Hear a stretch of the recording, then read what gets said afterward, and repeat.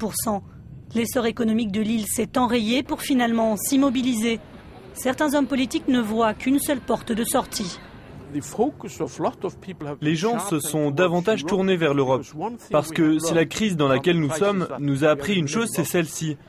Il est extrêmement difficile pour une petite nation comme la nôtre de maintenir sa petite monnaie quand on veut faire partie de ce monde globalisé. Selon un sondage, 61% des Islandais sont favorables à l'ouverture de négociations avec Bruxelles. Mais quel intérêt pour l'Europe ? Je pense que nous pourrions apporter notre savoir-faire sur l'industrie de la pêche, la science géothermale, les techniques de maîtrise des énergies naturelles, enfin ce genre de choses. Nous avons certains points forts. D'accord, il s'est avéré que nous n'étions pas vraiment bons en finance internationale. Mais nous sommes bons dans d'autres domaines. Une fois la candidature d'adhésion officiellement déposée, le processus devrait prendre entre 2 et 3 ans et demi. Un référendum et une modification de la Constitution seront nécessaires. C'est loin d'être la solution rapide que beaucoup attendent pour résoudre les problèmes actuels, mais pour certains c'est toujours mieux que de rester en dehors de l'Union européenne. Bientôt, les investisseurs étrangers vont regarder l'Islande de manière plus favorable. Et cela va nous aider en termes monétaires. Cela va aussi permettre de réduire le taux de chômage. Je pense que l'homme de la rue va s'en rendre compte plus tôt qu'on ne le pense. Et ce n'est pas nécessairement une bonne nouvelle pour tout le monde. De toute façon, le processus d'adhésion ne sera probablement pas aussi facile que ce que pensent les europhiles. Les Islandais n'accepteront jamais une telle absurdité. Ça va ruiner l'Islande. Nous le sommes déjà à moitié. Et nous courons à la faillite totale si nous adhérons à l'Union européenne.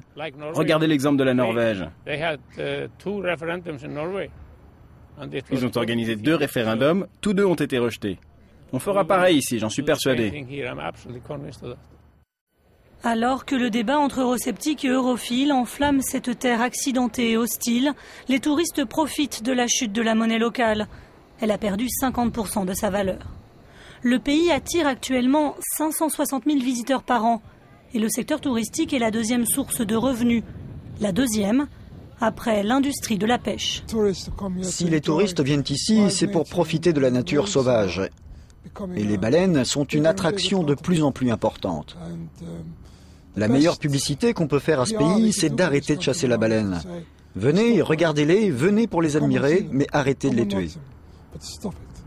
Mais tout arrêter pour faire plaisir à l'Europe sera difficile pour tous ceux qui, comme cet homme, ont vécu toute leur vie pour la chasse à la baleine.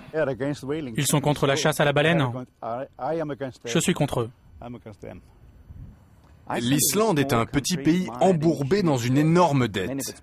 Beaucoup d'hommes politiques mettent tous leurs espoirs dans l'adhésion à l'Union européenne, dont l'argent, espèrent-ils, pourra aider à ressusciter l'économie. Mais voilà qu'une vieille tradition chère à de nombreux Islandais vient faire obstacle à ce scénario. L'Europe dit non à la chasse à la baleine. L'Islande est dans une passe difficile. Pour survivre en tant que nation prospère, elle devra faire le bon choix.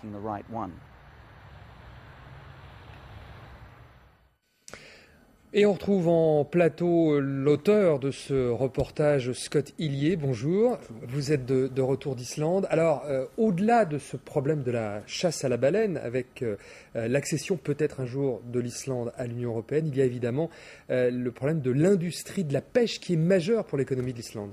Exact. Les Islandais, ils ont peur quand on parle de l'Europe. Parce que l'industrie de la pêche, ça compte c'est la plus grande industrie pour l'export d'Islande. On parle de chasseurs de baleines. Évidemment, c'est une grande crue qu'en Islande pour une toute petite partie des pêcheurs. Des pêcheurs. Mais il y a ce problème de la pêche et des règlements européens qui vont changer les choses si l'Islande devient européenne. Exact. Et c'est pour ça les chasseurs de baleines, ils disent toujours aux gens, non, il faut qu'on arrête notre procédure pour entrer en Europe parce qu'on va voir tous les Européens qui viennent pour pêcher nos poissons.